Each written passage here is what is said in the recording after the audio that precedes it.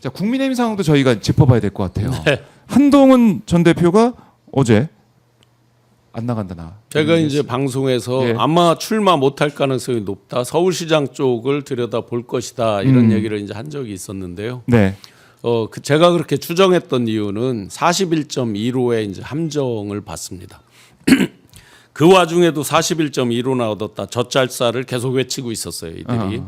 홍준표 2017년에 24%를 가지고도 네. 젖잘싸를 외치면서 바로 당대표가 됐거든요. 그때.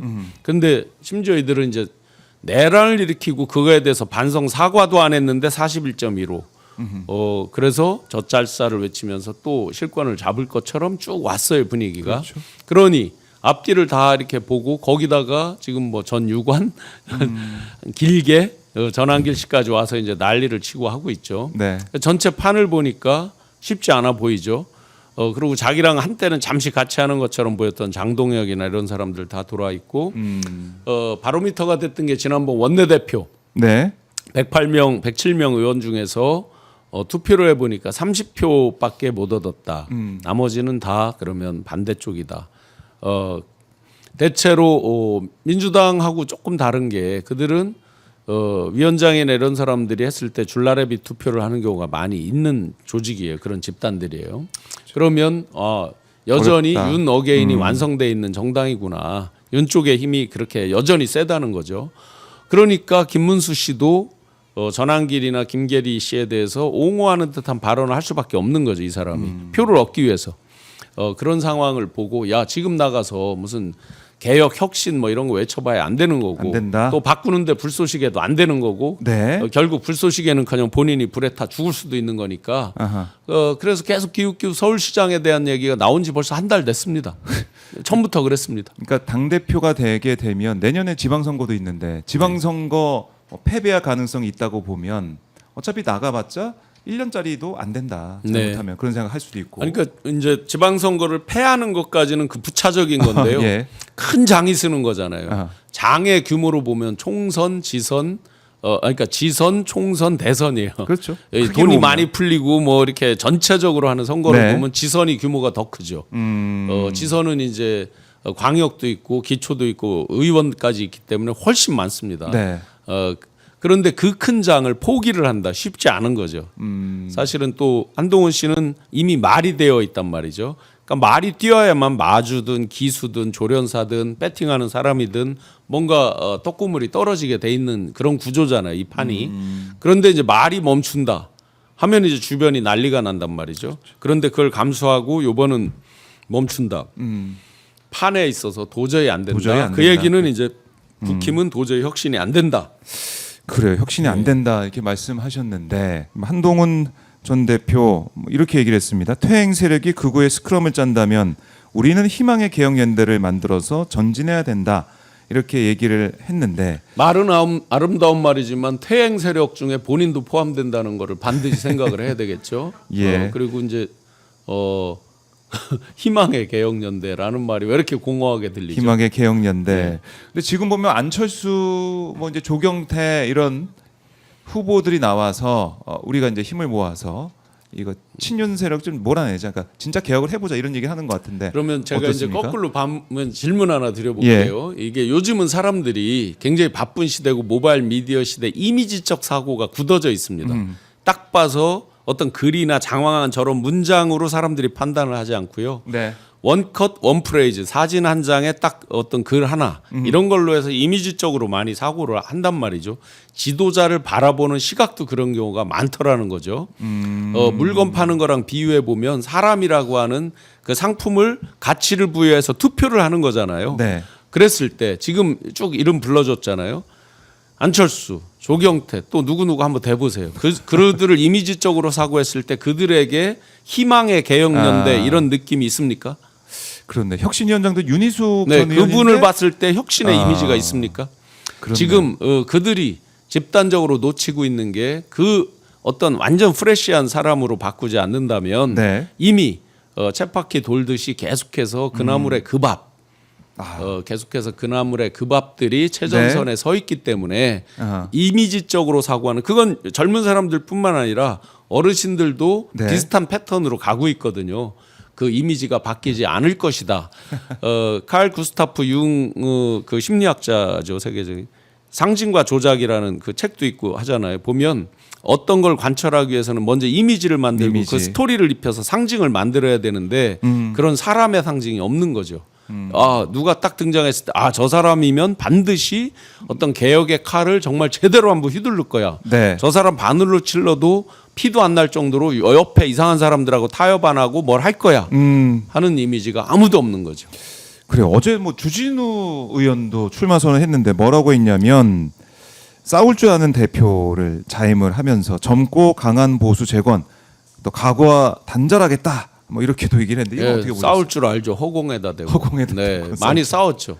기존에 이제 저 김민석 총리 청문회를 본인 청문회로 만들고 예. 많이 싸웠죠. 허공에 이제 제가 지난번에 세르반테스 돈키호테를 돈키호테. 얘기했는데 풍차 허공에 이제 돌진을 하죠.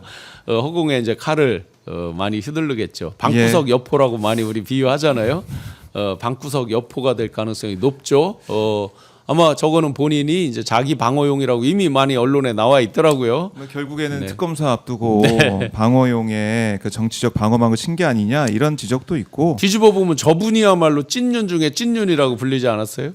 그러니까 윤석열 사실은 최혜병 사건 관련해 가지고 법률비서관 하면서 전화 받았던 인물 아닙니까? 윤석열. 그러다가 또 한동안 뭐 또 친한계로 갔다라고 알려져 있었고 종잡을 수 없습니다. 네, 지금은 또 아닌 것 같아요. 그러니까. 저러고 있고.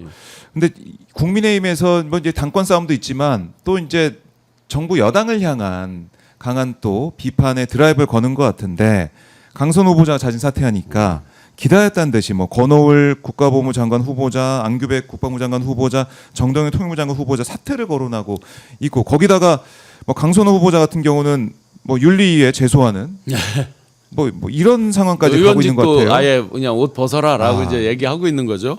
그래서 여기서 이제 이재명 대통령의 해안이 돋보이는 거죠. 네. 오래전 얘기죠 벌써. 지금 최근에 한 얘기가 아닙니다.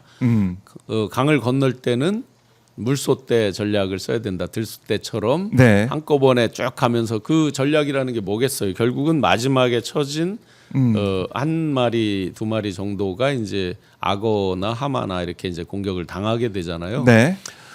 그래서 이미 다 강을 건넜습니다. 이미 이제 강을 건넜어요. 전체적으로 집단적으로 잘 건너갔습니다. 네. 그러면 이제 이진숙, 어나더 이진숙 그리고 지금 강선우 의원 둘 이렇게 이제 낙마가 됐죠. 그런데 그 진짜 그런 작전이 아니었다 그러면 하나 내주면 두 개, 세 개, 나중에 진보딸이 다 내놔라. 지금 그런 분위기예요. 지금 예, 국민의힘이 그렇게 지금 하고도 남을 사람들이죠. 왜냐하면 자기들 문제, 혁신이나 개혁은 물 건너 가 있고 도저히 추동력도 못 만들고 인물도 안 되고 하니까 남는 방법은 뭐예요? 남의 뒷다리 잡는 거 딱 하나 남는 거죠. 거기에 이제 벼랑 끝 전술에 익숙합니다. 이들도 죽기 살기로 이제 자기가 이걸 붙잡아야만 안 떨어진다. 라고 생각하고 전혀 헛발질. 그런데 그거에 대한 국민의 시각은 딱 답이 나와 있는 거잖아요. 19였던 게 17 떨어지고 이제 서울에서 11은 의미가 큽니다. 왜냐하면 MBS 기준으로 서울이 국민의힘이 꽤나 상대적으로 잘 나왔었습니다. 그런데 전국 평균보다 한참 밑에 있다. 굉장한 메시지가 있는 거죠. 네. 그래서 제가 위원정당 해산 심판 청구까지 갈 것도 없다. 그보다 가장 빠른 거 위원정당 해산 청구를 하려면 헌재도 얼마나 스트레스고 정당도 얼마나 스트레스예요. 그 스트레스 주기 전에 우리 국민들이 먼저 지지율에서 이제 소위 단단히 한 자릿수로 떨어져 버리면 자기들끼리 버틸 수 있어요? 진짜 추풍령도 못 넘는다. 자기들이 스스로 아주 그 자인하듯이 영남자민련 뭐 이렇게 표현 많이 했잖아요. 그렇게 쪼그라들면 자기들 내에서 못 견딜 거려.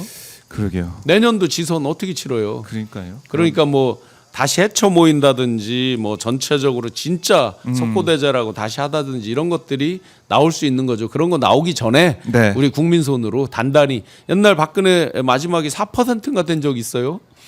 그렇게 확 그냥 저거 국민의 손으로 우리 국민들이 먼저 해결해 주는 게 더 빠르겠다. 그러게 말입니다. 그런 가운데 이제 강선우 의원을 공격하면서 송원석 비대위원장 의원직 사퇴 요구까지 하고 있던데 사실 송 비대위원장은 지난 2021년 그때 4.7 재보궐 선거 개표 당시 상황실에서 내 자리 없다고 그러면서 당직자를 걷어탔잖아요. 정강에 걷어찼는데. 그러니까 갑질에 대해서는 할 말이 없는 집단이거든요. 그러면서 뭐 나는 내가 사과하고 탈당했었다. 뭐 2달 만에 복당을 신청했는데 어쨌든 뭐 그런 얘기까지 하고 있던데 이거 뭡니까? 이런 생각은 과거의 자신들의 생각은 안 하고 지금 계속 뭐 공격만 하고 있는 그런 남의 모습이에요. 눈에 티끌은 잘 보이고 자기 눈에 이제 들보는 안 보이는 거죠. 자기께 훨씬 더 허물이 많고 큰데 네. 그러니까 어쩔 수 없어요. 저들은 지금 뭐 유일한 생존 방법이 뒷다리 잡고 그냥 허리춤 잡고 물고 늘어지는 거 이상도 이하도 전혀 없기 때문에 어떤 정책적인 물론 정책은 주로 여당이 끌고 가는 거지만 네. 지금 집권에서 2달 정도 이렇게 쭉 흘러오는 중에서 야당에서 뭐를 건전한 뭐를 했다 이런 얘기 단 한 번도 못 들어봤잖아요. 그렇죠. 예. 그런 것도 없고 이제 국민의힘이 혁신한다, 쇄신한다 그런데 전혀 바뀌는 거 없이 전환길이 들어와서 뭐 10만 명 당원 얘기도 하고 있고 뭐 김계리 변호사도 들썩들썩 뭐 유튜브도 하고 있고 막 이런 모습을 보면 윤석열이 탈당을 했다고 하지만 결국 그 당은 찐윤당, 언더 찐윤이 지키고 있는 그 당이 되는 거죠. 윤 어게인이 완벽히 완성돼 있다는 걸 매일매일 자기들이 스스로 입증을 해주고 있죠. 바뀌지 않고 있다. 알겠습니다. 이 국민의힘의 상황 점점 정말 이 지하 1층만 있나 했더니 지하 1층, 2층, 3층, 4층 계속 파고 내려간 그런 느낌이 드는 그런 정당의 모습이고 처음에는 그냥 지하로 떨어졌던 건데 지금은 자기들이 파요. 지하를 계속 파요. 하면서 들어가고 거기서 정말 네. 땅바닥을 긁으면서 석고대죄라고 어떻게 헤어 나올까를 고민해야 되는데 네. 계속 지하를 파고 들어가고 있어요. 진짜. 거기에 이제 한 숟가락 더 얹어서 홍준표 지금은 이제 정계 은퇴가 아니라 국민의힘 은퇴죠. 국민의힘 은퇴를 은퇴. 한 홍준표 씨가 계속 옆에서 이제 옆구리를 찌르면서 염장을 지르고 있죠. 남 얘기하듯이 어제도 장황하게 썼더라고요. 계속 공격하고 있습니다. 그런데 그 국민의힘은. 내용을 보니까 결국 자화상에 대한 얘기기도 하더라고요. 그 사람도. 네. 그러게 말입니다. 서로 자살골을 마구 넣고 있습니다. 마구 넣고 있고 자 지금 김선교 의원실 모습 아직까지 특검 쪽에서는 도착하지 않은 것 같아요. 문은 계속 잠겨 있는 상황 변화가 없고 자 김건희 집 아크로비스타드 압수색 시도가 되고 있습니다. 그런데 이제 지난번에 왜 권성동 의원 때도 마찬가지지만 변호인 올 때까지 기다린다 해서 한 40분 가까이 이제 지연이 맞아요. 됐잖아요. 그러면 보좌관이 막고 있고 막 그랬죠. 못 들어가게. 지금 만약에 이제 들어가 있다 그러면 상관이 없는데 압수수색 한다라고 이제 속보가 나와 있는 상태에서 저 상태다 만약에 안 들어갔다라고 하면 파색이 다 있잖아요. 그리고 저희가 농담했지만 심지어 안에 화장실도 있잖아요. 맞아요. 그러면 이 시간 지금 1시간 정도 저 속보 받은 지 1시간 정도 지났잖아요. 그러면 엔간한 거는 다 처리를 할 수도 있다. 그게 걱정이 됩니다. 예. 빠르게 압수색이 있어야 된다라는 예를 들어 거고. USB 같은 경우 뭐 포렌식하고 뭐 이렇게 버리는 게 아니라 제가 그래 농담했잖아요. 그 밖에 그 의원실 밑에 화단도 잘 봐야 된다고. 던지기로 던져버릴 수가 있다. 자 그리고 이 말씀하셔서 또 많은 분들이 이제 궁금해하시는 부분이 곧 김성태 전 쌍방울그룹 회장이 고백을 할 거다. 양심 고백할 거다. 이거 어떤 내용입니까? 화요일 날 아침 방송을 마치고 나오는데 이제 모 인사가 제보를 준 게 그 쌍방울 내부에서도 상당히 이제 그 일종의 경론이죠. 푸념 겸 경론이 있던 게 그냥 처음부터 있는 대로 다 말하고 그냥 불구했으면 이미 다 끝나고 몇 년형 이렇게 좀 쉽게 될 수도 있었는데 그렇죠. 중간에 입장 바꾸고 해외로 갔다가 또 오고 왔다 갔다 하면서 전 정권 그러니까 윤 정권이죠. 그리고 현 정권 양쪽으로부터 다 배척이 됐다라는 식의 이제 여러 푸념들이 있다는 거예요. 그리고 이제 배상윤 씨는 아예 나가 있었잖아요. 나가 있잖아요, 지금도. 뭐 캄보디아, 필리핀 등등 여러 저기에도 지금은 뭐 캄보디아 있다라고 얘기를 하던데. 그러면 아예 나가 있었으니 그 사람은 뭐 더 이제 와서 새롭게 조사가 시작되는 셈이잖아요. 근데 이 사람은 이제 이렇게 했다 저렇게 했다 하는 게 이제 막 있다 보니까 법원 입장에서 판결을 하는 사람도 재판관 입장에서도 더 안 좋게 보일 수도 있는 거고 그래서 내부의 임원들도 굉장히 그 푸념하듯이 되면서 8월 처음에 초라고 했는데 이제 시점이야 뭐 서로 이제 여러 가지 조율이 있겠죠. 심지어 이제 배상윤 씨와는 굉장한 그 공동체인가 봐요. 그래서 배상윤 씨가 들어오면 같이 할 수도 있다라고 이제 얘기가 나오는 거죠. 선언 기자회견을. 배상윤 씨는 굉장히 그런 쪽에 머리가 좋다라고 해요. 여러 가지 솔루션도 내고 하는 머리가 훨씬 좋다라고 알려져 있어요. 그러면 이제 들어왔을 때 하게 되면 지금서 기자회견 한다는 뜻은 뭐 배상윤 씨가 이미 예고를 했잖아요. SBS랑 그 단독 인터뷰하면서 입장이 180도 바뀐 얘기를 했잖아요. 네. 그러면서 이제 180도 바뀌는 얘기를 한다. 그러면 만약에 이제 뭐 해유를 받았다, 뭐를 했다라고 한다면 이건 또 큰 파장이겠죠. 거기에 직접적 영향을 미치는 게 지금 진도가 많이 나가 있는 이화영 부지사에 대한 재판에 또 직격타. 그러면 앞에 1심이 잘못됐다는 거잖아요. 새로운 사실이 드러나는 거니까. 1, 2심이 이제 완전히 뒤집어질 수도 있는 네. 사실관계가 바뀌는 거니까요. 그냥 같이 판단이 바뀌는 게 아니라 전제 사실이 바뀐다고 그러면 네. 그것도 또 큰 파장이 있겠다. 여러 아주 파장이 있을 것으로 보여집니다. 그러니까 김성태 전 이제 회장의 이제 진술이나 이런 거에 많이 의존이 돼서 검찰 수사가 진행이 됐고 재판까지 온 거 아니겠습니까? 우리가 한번 생각해 보세요. 지금 구속돼 있는 김용 전 실장 같은 경우에 뭐 창밖에서 뭐가 보였니 안 보였니 햇빛의 각도가 어떻게 해서 뭐 주머니에다가 무슨 박스를 넣는 거 저 외투를 두꺼운 거에다 넣니만이 현장 그것까지 다 했잖아요. 네. 그러면 말이 안 된다. 예를 들어 필리핀에서 7억 원 정도를 줬다라고 했을 때 그럼 검증해야 될 거 아니에요. 그렇죠. 최소한도로 그런 중한 저기를 하려면 다 그 사람 진술이잖아요. 진술에 따라서. 근데 그때 밝혀진 영상을 보면 그날 밤에 만취가 되어 있거든요. 그런 것들에 대한 것 하나 없이 그 진술에 따라서 네. 분명히 국정원 리포트에도 리오남도 가 있지 않다는 것도 있잖아요. 음. 그래서 그 대북 송금 등등에 대한 참, 거는 예. 이재명 당시 경기지사랑 아무 관련이 없다. 배상윤 씨가 일단 말을 했고 또 그에 이어서 이제 배상윤 씨 인터뷰에서 얘기를 했잖아요. 예. 근데 이미 사실을 저희 비즈니스 필드에 있던 사람들은 그때 광범위하게 소문 들은 게 있었어요.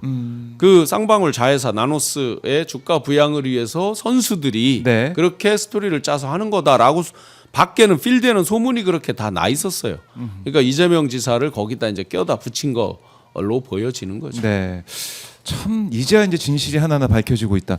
특검 수사도 우리가 보면은 참 어떻게 보면은 특검이 없었으면 큰일 날 뻔했다는 생각을 큰일 날 하는 뻔한 그런 거죠. 일들이 지금 벌어지고 있는데 정말 큰일 날 뻔한 쌍방울 대북 송금 이 관련해서도 진실이 이제 드러나고 진실의 문이 네. 열리고 있다는 생각이 드네요. 네. 양심 고백을 통해서 하나하나 들여다보고 검찰이 또 김성태 씨가 왜 그런 진술하고 검찰은 왜 그런 수사를 했는지 밝혀내야 된다. 제가 화요일 날 그 얘기를 말씀드리고 나서 네. 그날 오마이에서 보도가 있더라고요. 쌍방울 측에서 입장을 선회하는 네. 그런 어떤 입장이 어느 정도 누구로부터 나왔는지는 모르겠는데 실제 이제 제가 말한 것처럼 네. 바뀌는 그런 보도가 나오더라고요. 그래서 진실의 문이 열리고 있다라는 네, 네. 생각을 하게 됩니다.